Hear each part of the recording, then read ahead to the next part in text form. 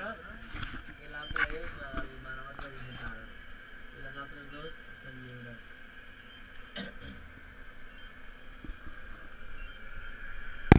Que són les que utilitzem per fer les proves de moll. Vamos a la llum.